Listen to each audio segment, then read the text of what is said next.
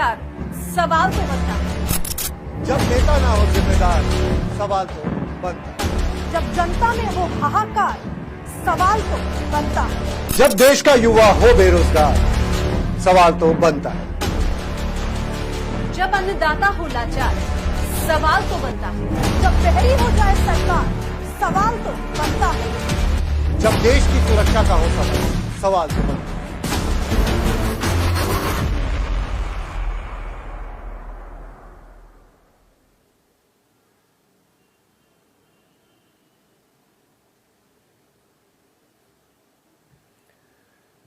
जब छात्रों की जिंदगियों का हो सवाल तो सवाल तो बनता है। नमस्कार, स्वागत है आपका नवतेज टीवी के विशेष कार्यक्रम सवाल तो बनता है में। आज हमारे साथ सवाल तो बनता है हमें मौजूद हैं कांग्रेस प्रवक्ता अरुण शर्मा जी।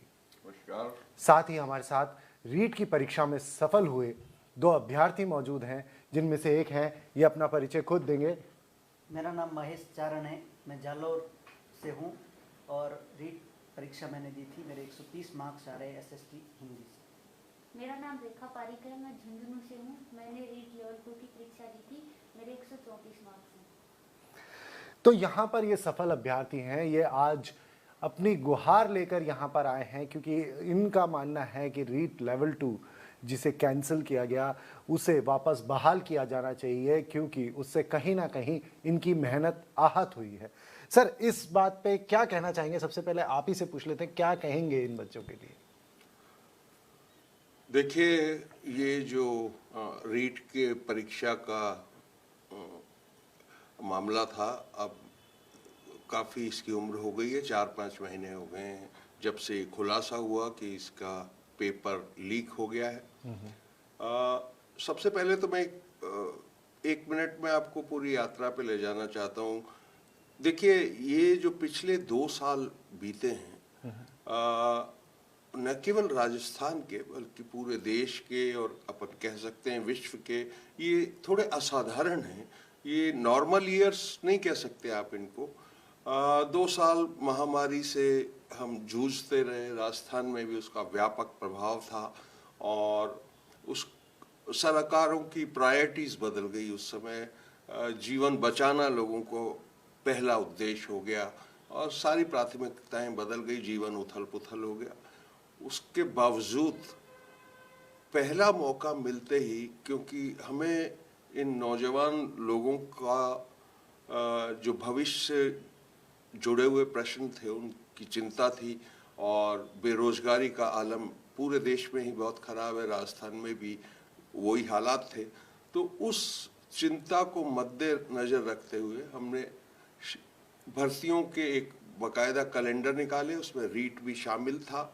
और जब हमने इसको शुरू किया तो काफ़ी लोगों को लगता था ये शायद हो ही नहीं पाएगा, 16.5 लाख अभ्यर्थी कहाँ से आएंगे, कहाँ ठहरेंगे, क्या एग्ज़ाम की स्थिति बनेगी, शहर अशांत हो जाएगा, तमाम किस्म की आशंकाएं थी। लेकिन आप लोगों ने देखा होगा कि परीक्षा हुई और काफ़ी व्यवस्थित रहा, सब कुछ व्यवस्थाएं की गई और लगभग एक कीर्तिमान सा था कि इतने बड़े स्केल पे शांतिपूर्वक वो परीक्षा निपट गई। दुर्भाग्य क्या है कि पिछले 10-12 सालों से ये जो रामकृपाल मीणा हैं, बत्तीलाल मीणा हैं, ये पिछले महीने पैदा नहीं हुए हैं दुनिया में। ये एक लंबा इनका सिलसिला है। वो जो उसकी रामकृपाल मीणा की बिल्डिंग तोड़ी गई है, वो 2004 में उसने कब्जा करके सरकारी ज़मीन पे बनाया। उसको उस समय का राजनीतिक संरक्षण था और उसके ऑफिस में भी तमाम बीजेपी के नेताओं की फोटोएं भी मिली हैं, जो अब एसओजी के पास डॉक्यूमेंटेशन है। एनीवे, फिर ये लीक का पर्दाफाश हुआ कि ये लीक हो गया है और एसओजी जो अदरवाइज भी राजस्थान में इस समय बहुत बेहतरीन काम कर रही है भ्रष्टाचार रोकने में। आप आए दिन देखते होंगे कि एक सघन अभियान उन्होंने चला रखा है। ऐसा कोई दिन नहीं बीतता जहां कोई अफसर, कोई इंजीनियर्स, जो भी भ्रष्टाचार में लिप्त लोग हैं, उनको वो ट्रेस करके जी उनका सर, इलाज करते। ये चीज़ मैं आ तो- रहा हूँ बस। उसके बाद एसओजी को ये काम दिया गया, बात की गंभीरता को समझते हुए, कि इसका जल्द से जल्द पता लगाया जाए कि ये लीक कैसे हुआ, कौन कौन इसमें लिप्त हैं। और आपको याद होगा गौरव, पहले दिन से मुख्यमंत्री कह रहे हैं कि इसमें जो भी लिप्त होगा उसको पूरी सजा मिलेगी। और आगे के लिए भी एक रोड मैप मुख्यमंत्री के दिमाग में था कि इस माफिया को, सो कॉल्ड माफिया, जिसमें सुनते हैं कई कोचिंग इंस्टीट्यूट भी शामिल हैं क्योंकि उनका भी फायदा होता है, ये डेफर हो जाती हैं, दोबारा से बच्चे एडमिशन लेते हैं, और ये सब एक संगठित माफिया के गठबंधन बना रखा था इन्होंने। तो उसको जड़ से खत्म करने का एक संकल्प मुख्यमंत्री ने लिया हुआ है, उसके मामले में बहुत गंभीर हैं। और जब हमारे कुछ विपक्षी राजनीतिक दलों ने ये सुनहरा मौका देखा, देखो राजनीति में खराब बात यही है कि आप इश्यूज को बारीकी से देखते नहीं हैं। आप नहीं देखते इन बच्चों के दर्द, जो किस मुश्किलात से पढ़ते हैं, टेस्ट देते हैं, और कठिन आर्थिक स्थितियों से ये लोग आते हैं ज़्यादातर। आप उनको ये मौका देख के भड़काने का काम और अजीब अजीब मांगे, जिससे आने वाले एग्ज़ाम भी अव्यवस्थित हो जाएं।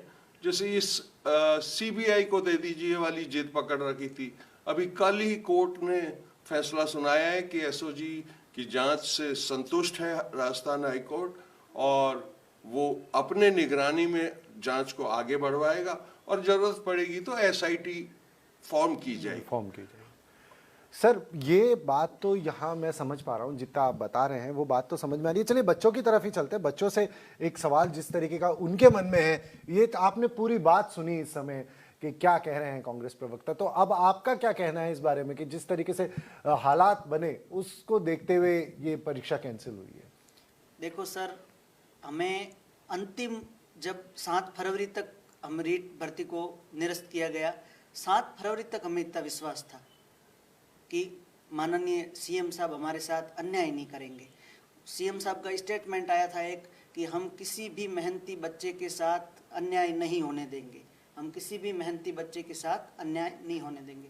तो हमें इतना विश्वास था उन पे, गांधीवादी है, और हम तो बचपन से पैदा हुए थे तभी से ही उनको सीएम नाम भी सीएम सुना था, तो अशोक गहलोत जी का सुना था, हम तो सदियों से वोट भी उनको देते आ रहे, और ऐसे विश्वास सा बन गया था कि सीएम साहब हमारे साथ गलत नहीं होने देंगे। अचानक से 7 फरवरी को ऐसा स्टेटमेंट आता है तो जैसे हमारी वीरान दुनिया हो गई हो। हम किसी अपने 3 साल का बच्चा करते हैं, अचानक उसकी डेथ किसी दूसरे व्यक्ति के द्वारा की जाए तो कितनी पीड़ा होती है अपने को।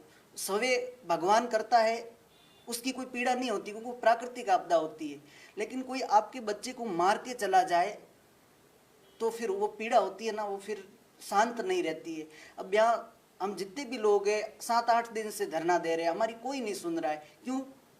हमारी जनसंख्या कम है। राजनीति के चक्कर में बीजेपी वालों ने कांग्रेस के साथ बहुत बड़ा गेम खेल दिया, क्योंकि बीजेपी वालों ने सोचा कि 16 लाख जो बेरोजगार बैठे, जो पास नहीं हो रहे 14 लाख, वो कांग्रेस के खिलाफ हो जाएंगे कि रद्द करो, उनको खिलाफ कर दिया, और हम 16,000 को कर दिया। लेकिन हम अब भी सीएम साहब पे हमें पूरा भरोसा है कि वो हमारे साथ न्याय करेंगे। सीएम साहब ने कहा था कि हर गलती कीमत मांगती है। तो मैं पूरे राजस्थान प्रदेश के सभी व्यक्तियों से पूछना चाहूँगा कि हमने ऐसी क्या गलती की? अपने जीवन के सुनहरे 3 साल दिए, मेहनत की, और वहीं पे जाके वापस उस चक्र और चौराहे पे लाके खड़ा कर दिया। मैं जनता से पूछना चाहूँगा और हमारे सर से भी पूछना चाहूँगा कि हमारी ऐसी क्या गलती थी जो हमें ऐसी सजा दी गई। सर, इनका सीधा सवाल यही है कि क्या गलती थी, और सबसे बड़ी बात कि इतने टाइम से धरना दे रहे हैं फिर भी कोई इनकी सुध नहीं ली गई, किसी तरीके से इनसे बात नहीं की जा रही है, ऐसा क्यों?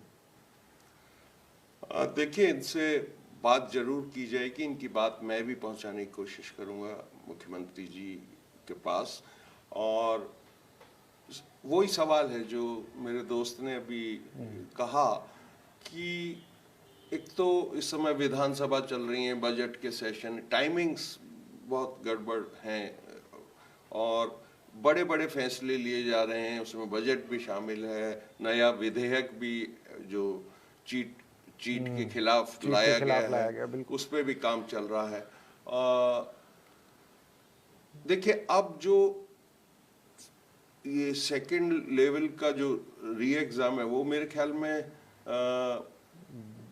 उसकी नई तिथियां आ गई हैं। नहीं ये जुलाई में 24 जुलाई को है। तो अब ये जो 4-5 महीने का फासला है, ये मैं पहले दिन से ही समझ रहा हूं कि इतनी बड़ी परीक्षा में जहां 16.5 लाख अभ्यर्थी हों, उसमें पास होने वाले, अच्छा परफॉर्म करने वालों की संख्या तो निश्चित तौर पे बहुत कम ही होगी। बिल्कुल 16-17 हजार लोग निकल सकते हैं उसमें भी फर्स्ट लेवल के जो थे उनकी परीक्षा रद्द नहीं की गई, उसमें कोई विवाद भी नहीं था। सारा सवाल ये लीक होने का सेकंड फेज में था। तो ये 4 महीने का इनको जरूर एक एक्सटेंशन हो गया है इनके, और इनकी मेहनत और बढ़ गई है। तो पर मेरी सलाह इनको यही है कि ये थ्रू आउट इस 4 महीनों के पीरियड में सकारात्मक अपनी मनोस्थिति रखें, वो बहुत जरूरी है। इसमें कोई शक नहीं कि इन सफल विद्यार्थियों का दर्द एक बिल्कुल अलग दर्द है, जो कि उन लाखों विद्यार्थियों से अलग है। बिल्कुल, मैं समझ रहा हूँ आपकी बात, बट समस्या तो वही आ रही है। चलिए इनसे ही पूछते हैं। सर का ये कहना है कि 4 महीने और आप थोड़ा सा सब्र रखें और 4 महीने बाद दोबारा कोशिश कर सकते हैं। मैं ये बता रही हूँ कि इनको सिर्फ 4 महीने दिखाई दे रहे हैं कि हमें सिर्फ 4 महीने देने हैं। हमने 3 साल में जो आर्थिक हानि, सबको पता है ना पिछले 2 साल कैसे निकले, कोरोना में कितना आर्थिक तंगी से जो लोग गुजरे हैं, ये सभी को पता है। लोगों के पास 2 वक्त की रोटियों तक का जुगाड़ नहीं रहा है। यानी कि आर्थिक किस परेशानियों को हमने झेला है, किस तरह की मानसिक परेशानियों को हमने झेला है, उनके बावजूद हमने संघर्ष करते हुए मेहनत की है। अब उस मेहनत का क्या, जो हमने 3 साल में, हमें 4 महीने का एक्सटेंशन बोला जा रहा है, लेकिन वो मेहनत तो हमारे कहीं कोई काम नहीं आ रही है। आज हमारे पास वो जो हमने खोया है 3 साल में आर्थिक रूप से, मानसिक रूप से, उसकी क्या भरपाई है? और सर ने कह दिया कि सिर्फ 4 महीने का एक्सटेंशन है। सिर्फ 4 महीने का नहीं है सर, वो एक पात्रता एग्जाम है, फिर उसके रिजल्ट्स कब तक, फिर दूसरी एग्जाम, फिर उसके रिजल्ट्स, यानी कि हमें करीब 1-1.5 साल पीछे ले जाए और आगे ले जाया जाए तो 3 साल तो जो पीछे दे चुके हम, और आगामी मतलब 1 वर्ष 1.5 वर्ष जो भी इसमें लगना, यानी कि ये कहें कि एक रीट के पीछे हमारे जो सक्सेस होने के 4-5 साल खर्च हो रहे हैं। उस 4-5 साल के दौरान कितनी आर्थिक परेशानियों को झेला। जो अभी अगर आप लेवल 2 का अभी भी एग्जाम देते तो आपको भविष्य में भी ये चीज़ देखनी पड़ती, क्योंकि उसके बाद भी वही सारा प्रोसेस होता। तो ये प्रोसेस तो जो लेवल 2 के लिए है ना, तो लेवल 2 को तो अगर कंसिडर किया जा सके तो क्या कंसिडर कर पाएंगे? कंसिडर कैसे सर, मैं समझा नहीं। मतलब जैसा ये कह रहे हैं कि 4 महीने में अगर एग्जाम हो जाए तो आप संभाल पाएंगे, क्योंकि जो आगे की प्रक्रिया है वो तो अभी भी होनी थी। नहीं सर, इस एग्जाम को हम संभाल सकते हैं, 4 महीनों में पढ़ लेंगे, ठीक है। पर हर एक की स्थिति हमारे जैसी नहीं है। यहाँ पे कोई प्रेग्नेंट हो चुके हैं, किसी के भाई के माता एक्सपायर हो गए। कल भैया बैठे थे यार कि मैंने एग्जाम से 2 दिन रिजल्ट आने वाला था, उससे 2 दिन पहले मेरे भाई की डेथ हो गई। जो मुझे खर्चा दे रहे थे, भैया मैं पढ़ नहीं पाऊंगा। वो हर एक की स्थिति स्टूडेंट की अलग अलग है। यहाँ पे 4 महीने नहीं है सर। रीट की घोषणा सीएम साहब ने 19 दिसंबर 2019 को 10 दिसंबर 2019 को की थी। 19 के बाद 20, 21 और 22 ये चल रहा है सर। 2.5 साल हो गए उसको, 2.5 साल। और मैं मानता हूं कि आगे 1.5 साल से पहले एग्जाम नहीं हो सकता। पूरी प्रक्रिया इसकी पूरी नहीं। सर जैसा आप समझ रहे हैं, इनका दर्द ये भी है कि कुछ ऐसे भी छात्र हैं इसमें रीट में जो कि दोबारा पढ़ने में भी अक्षम है। जैसे कि एक इन्होंने अभी वाकया बताया, एक कोई इनके साथी हैं जिनके ब्रदर जो इनको खर्चा देते जो उनको पढ़ने के लिए, उनकी अभी 2 दिन पहले डेथ हो गई। देखिए, ये कुछ जरूर मामले गंभीर हो सकते हैं और विकट हो सकते हैं। उनकी आर्थिक स्थिति में बदलाव आया होगा इस बीच, ये समझा जा सकता है। आपने देखा होगा एक बार को तो मुख्यमंत्री ने कि ये ब्रॉड घोषणा तो कर दी है कि इनको दोबारा फीस नहीं ली जाएगी, जो सरकारी फीस है। आने जाने का प्रबंध और इनके ठहरने का प्रबंध किया जाएगा। हम कोशिश करेंगे इन लोगों से जल्दी मिलके और क्या मदद की जा सकती है। इसमें कोचिंग भी शामिल है। अगर ऐसा पैकेज कोई डेवलप हो कि इन सफल विद्यार्थियों को और इनमें से जो अफोर्ड नहीं कर सकते हैं उन बच्चों को छांट के कोचिंग का इंतजाम करवाया जाए, सुनिश्चित किया जाए, और जो भी हेल्प की जा सकती है वो किया जाए, उस दिशा में हम निश्चित तौर पे इन कुछ बच्चों को प्रयास यकीन करेंगे। दिलाना चाहते हैं कि ये बड़े सक्रिय प्रयास होंगे और इसका नतीजा आपको जरूर मिलेगा। तो देखिए, जिस तरीके से कह रहे हैं कि सक्रिय प्रयास कांग्रेस द्वारा किए जाएंगे और कोशिश की जाएगी कि आप कुछ पैकेजेस ऐसे करे जाए जिससे कि आप आगे पढ़ सकें और आगे आपको इस तरीके की दिक्कतों का सामना ना करना पड़े, जिसमें अभी जो हमारे साथ कांग्रेस प्रवक्ता है उनका कहना है कोचिंग की व्यवस्था की भी कोशिश की जाएगी। तो इस तरीके की बातें हैं, तो क्या लगता है आपको, इस तरीके से अगर आपकी सहायता की जाए तो फायदा होगा कुछ? सर की बात अच्छी है, सर ने अच्छा बोला है, लेकिन सर बात यह है कि कोचिंग हमें नहीं चाहिए। हम सेल्फ स्टडी वाले स्टूडेंट हैं, हम मेहनत करके, हमारे यहाँ पे मैं जयपुर रह रहा हूँ, पिछले 2018 के बाद हर महीने का 8,000 खर्चा आता है। कोचिंग वगैरह सब कंप्लीट करते, एक साल का 1 लाख 1.5 लाख रुपए पड़ता है। 3 साल से मैं यहाँ रह रहा हूँ, 1.5 लाख करके मेरे 5 लाख खर्च हो गए। आगे भी मेरे यहाँ 1-1.5 साल, मुझे पता है ये भर्ती पूरी नहीं होगी, 1.5 साल और 2 लाख रुपए और लग जाएंगे। और घर की स्थिति आपको क्या बताऊँ, ऐसे सामान नहीं कर सकते, हम बता नहीं सकते, पर बहुत रेयर है। हम मेरी फिर भी थोड़ी नॉर्मल ठीक है, दे देंगे घर वाले, पर ऐसे ऐसे स्टूडेंट हैं इनमें इतना दर्द लेके जी रहे ना वो लोग। मैं सीएम साहब से और सर से भी ये गुहार लगाऊंगा कि जल्दी से जल्दी मिलाना, वरना राजस्थान में एक ऐसा दाग सीएम साहब पे लगेगा कि वो जिंदगी भर कभी धुल नहीं पाएगा, और उनको भी अफसोस रहता। मिलाना, आपने एक शब्द कहा मिलाना, क्या मिलाना मतलब? हमें सीएम साहब से मिलना है और एक बार उन्हें अपना दर्द बताना है, उन्हें अपनी समस्या बतानी है और रीट भर्ती को बहाल कराना है, क्योंकि बहाल के सिवा हमें कोई पैकेज हमारा वो पूर्ति नहीं कर सकता है। जीवन के आपके 3 साल कोई पैकेज। देखिए, एक चीज आपने यहाँ कही कि सीएम साहब से मिलाना है, तो क्या अगर सीएम साहब आपसे मिलते हैं, आपके कुछ लोगों से मिलते हैं, तो उनसे बात करने के बाद आप कुछ संतुष्ट होंगे? हाँ सर, हम अपनी मांगे उनके सामने रखेंगे, उन्हें अपना दर्द बताएंगे। इतने संवेदनशील हैं वो, बहुत ही अच्छा निर्णय हमारे हित में लेंगे। जैसे हो सकता है वो हमारी परीक्षा को पुनः बहाल करें, यदि ऐसा संभव भी नहीं हुआ कुछ हालत पे, तो इस विषय पे कुछ निर्णय ले सकते हैं कि जो उन्होंने भर्ती प्रक्रिया का बिल्कुल नियम बदल दिया। अब जैसे पूरी भर्ती प्रक्रिया एक ही थी, लेवल 1 और लेवल 2, यानी इसी का वो एक हिस्सा था। जब वो भर्ती में नियुक्तियां दी जा रही है मात्र एक एग्जाम से, तो आधे बच्चों को 2 एग्जाम की पीड़ा क्यों, 2 एग्जाम का वक्त वेस्ट क्यों उनका? तो हो सकता है कि हमें जो हमारी 16,500 की भर्ती जो बचती है, जो रद्द की गई है, उसे उसी पैटर्न पे, उसी तर्ज पे करवाया जाए जो पहले से आ रही थी, जो प्रक्रियाधीन थी। ये समझने वाली बात है। सर, आपने सुना इन बच्चों का दर्द, ये कह रहे हैं कि इनको उम्मीद है कि सीएम साहब से मिलेंगे तो शायद वो इनकी बात समझें और जो प्रक्रिया चेंज की गई है उसमें वापस से पुनः पुरानी वाली प्रक्रिया पे लाया जाए उसे शायद। देखिए, इसको पूरी समस्या को समझने की जरूरत है। मतलब बच्चों से पहला कदम तो ये है, इन बच्चों से मिला जाए और इनकी एग्जैक्ट समस्या समझी जाए कि क्या क्या किया जा सकता है इसमें, और ये सुनिश्चित किया जाए कि वो चेंजेस अगर संभव है बिना किसी और को अफेक्ट किए हुए तो किए जाने चाहिए। और इसके अलावा मैंने आपको बताया है कि कुछ और मददें की जा सकती हैं, कोचिंग की हैं, या और भी जो निगाह में आएंगी हम कोशिश जरूर करेंगे। अभी कितने लोग वहाँ हैं धरने पर और कितने लोग अफेक्टेड हैं इससे?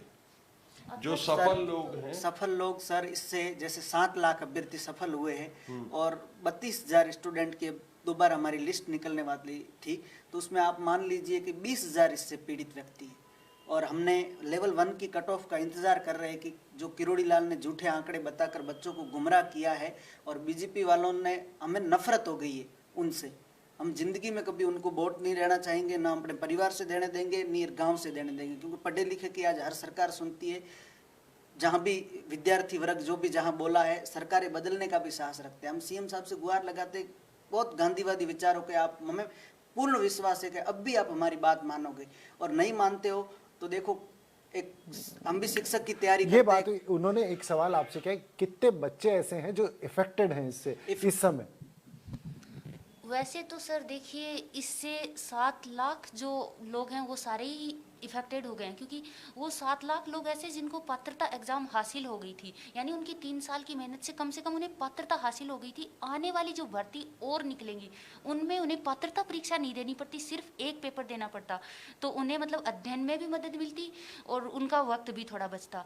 लेकिन उससे भी यदि ज़्यादा कहीं गौर करके देखा जाए तो 16,500 जो नियुक्तियां होनी थी, वो भावी अध्यापक तो बहुत ही बुरी तरह से प्रभावित है, क्योंकि उनका तो एक तरह से सर्वस्व छिन गया। 7 लाख लोगों से पात्रता छीनी गई है, 16,500 से तो नियुक्तियां छीनी गई हैं, तो वो तो सीधे तौर पर बिल्कुल प्रभावित हो रहे हैं। आपने पूछा ना कितने लोग प्रभावित हैं, तो बता रही 16,500, और यहाँ जो कितने लोग हैं तो ऐसा है सर कि कुछ तो इतने असक्षम लोग हैं कि जो किराया भर के हम में से यहाँ तक आने में भी सक्षम नहीं, इसलिए हमारा संख्या बल यहाँ पे कम है। करीब हम 200-250 लोग यहाँ पे धरने पे आते हैं, और उनमें से कुछ की ऐसी परिस्थितियाँ भी हैं जिनको जाना पड़ता है, अगले दिन नए 100 आ जाते हैं कोई दूसरे अभ्यर्थी, लेकिन 16,500 तो सीधे तौर पे इससे प्रभावित हैं ही। उनके तो जरूर मतलब हितों के बारे में आपको सोचना ही चाहिए। तो सर जैसा ये बता रहे हैं कि 16,500 अभ्यर्थी प्रभावित हैं, और यहाँ धरने पर एक समय में लगभग 200 छात्र रहते हैं, जो कि डे वाइज, इनका 7वां दिन है धरने का, तो डे वाइज बदलते रहते हैं कुछ छात्र उसमें। हाँ ठीक है, तो मैं तो आपके माध्यम से यही कहना चाहता हूँ कि इन लोगों की समस्या को समझने के लिए ठीक से इनकी प्रतिनिधि मंडल की मुलाकात किस स्तर पे पहले होनी है, कब सीएम साहब से होनी है, वो तय किया जाएगा, और इनके संपर्क सूत्र मैं ले लेता हूँ, देखते हैं इसके पर ये दर्द कम करने की मंशा जरूर है इस सरकार की, इस मुख्यमंत्री की। जैसे ये बच्चे भी कह रहे हैं कि अगर ये माहौल नहीं बनाए जाते, ऐसे राजनीतिक रंग नहीं दिए जाते इस बात को, तो और मंशा को समझा जाता मुख्यमंत्री की, तो ये सब स्थिति इतनी विकट नहीं होती जो इनने बना दी है उसको। जी। तो जैसा आप कह रहे हैं कि जिस तरीके से कोशिश की जाएगी अभी कि किस तरीके से आपकी मुलाकातें कराई जाए, किस तरीके से आपको आराम मिल सके, आपके लिए पूरी कोशिश करेंगे। ये मुख्यमंत्री जी से भी किस लेवल पे कब मुलाकात हो सकती है उसकी भी कोशिश करेंगे। ऑन कैमरा इन्होंने कहा है, तो आप भी समझ सकते हैं ये कितनी महत्वपूर्ण बात इन्होंने बोली है। तो आपको क्या लगता है, अब इस बात से कहीं ना कहीं आपको कुछ % तो राहत मिली होगी? बिल्कुल बिल्कुल सर, हमें अच्छा लग रहा है, और सर ने आज हमें पॉजिटिव रिस्पांस दिया। हमारी मुलाकात सीएम साहब से होगी तो हमें पूर्ण विश्वास है कि वो भी हमारा दर्द समझेंगे। हम कोई अनलीगल मांग नहीं कर रहे, हमारी मांग होती हमने 50,000 के 60,000 कर दो, 70,000 कर दो, वो कर दो, ऐसे कर दो, वो हमारी मांग ही नहीं है। हमारी मांग है जो हमारी 16,500 है उन पे हमें नियुक्ति दे, बिल्कुल, हमें दूसरा कुछ नहीं।